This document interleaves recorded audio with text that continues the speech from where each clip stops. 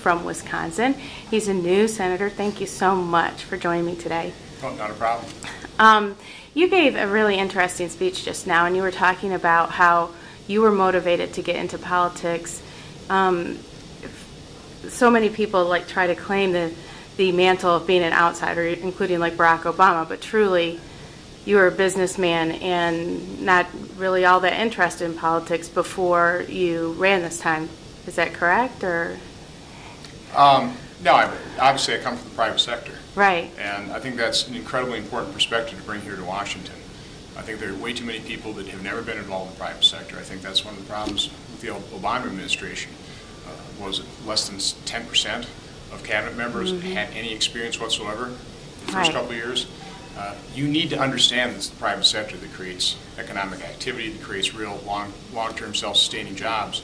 And if you don't understand that, the result is you think you can spend $1 trillion of government money to create jobs, and then you end up 2 years later, no, we're just $1 trillion more in the hole, and we haven't created jobs. How did you feel about his speech to the Chamber of Commerce? Did you feel like he came out the same day that he had that speech, and then he talked about removing regulations, and then yet the EPA and some of his organizations, his administration, are all about increasing regulation? Sure. I mean, actions need to match rhetoric, and that's my concern. Is I think I know what President Obama's ideology is, what his philosophy is, and it really is more government spending, more taxes.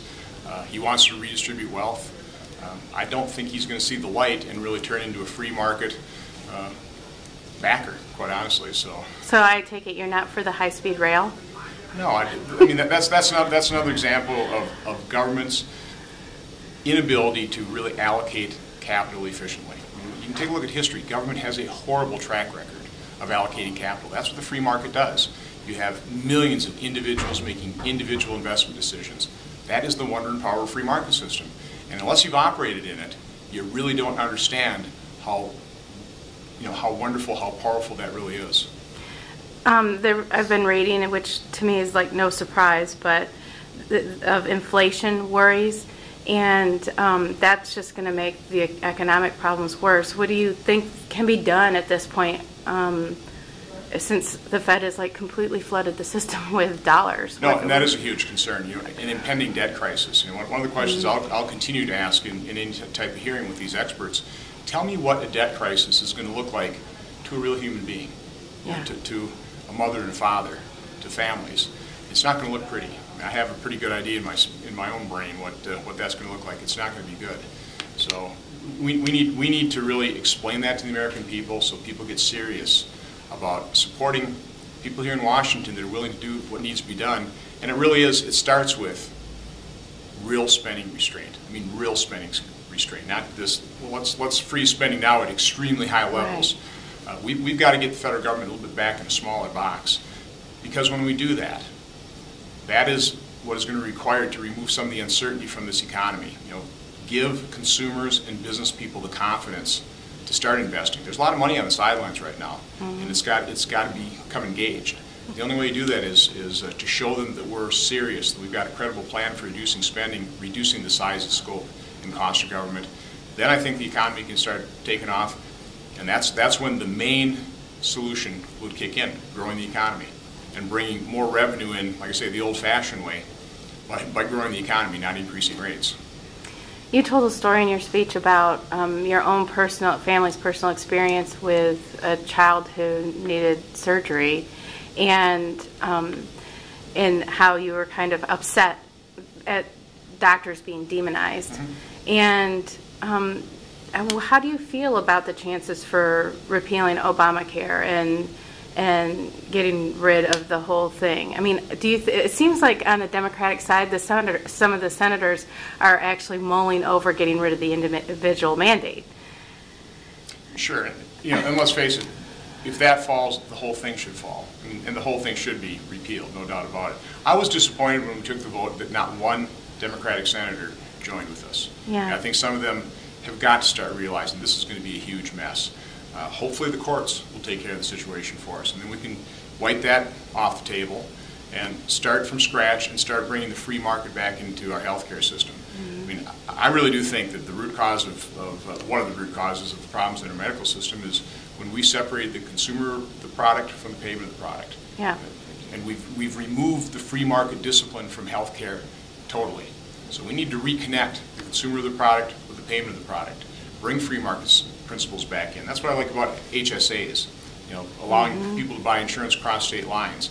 We certainly need tort reform, and that's just a given. Right. So there's a lot of things we can do in very smaller, modest bills that will start moving the healthcare system in the right direction. Okay, so how do you feel about the argument, because you know this is going to be demagogued to death, about the poor little children who will be without insurance because they will be left behind, and what about those people with the pre-existing conditions? I mean, what's your answer for that? Well, pre-existing conditions, I was trying to point out, remember, my daughter's heart operates backwards. You know, so I think you can depend on me to make sure that we protect people's rights to be able to maintain the coverage you know, with pre-existing conditions. That's, Right. I mean, I'm all for that. That's easy to take care of, and it can be handled just within individual state high-risk pools, which really work quite well. Right. So, and you know, but let's face it, the left does a real good job of demagoguing and demonizing. Yeah. They're very good at it. So we're just going to have to deal with that. Yeah. Well, thank you very much for your time today. I really appreciate it. I have just one more question for you. There's been, the Tea Party really helped get a lot of people into office this time, and the energy of the Tea Party. Since everybody's been elected since November, there's been kind of some unease between the fiscal conservatives and more social conservatives in some respects. How do you feel about that divide, or do you think there is one? Personally, I haven't felt it. You know, I'll be honest that way. The only thing anybody's talking about on our side of the aisle right now is addressing this very serious fiscal issue. Yeah. And I don't see much difference whatsoever between people that have joined the Tea Party caucus or those of us that say, no, let's stick with the steering committee. Let's make sure we work toward a unified message, unity within the Republican conference. I think everybody wants to obtain that. So I really do not think there's any division. People on the outside shouldn't worry too much about that.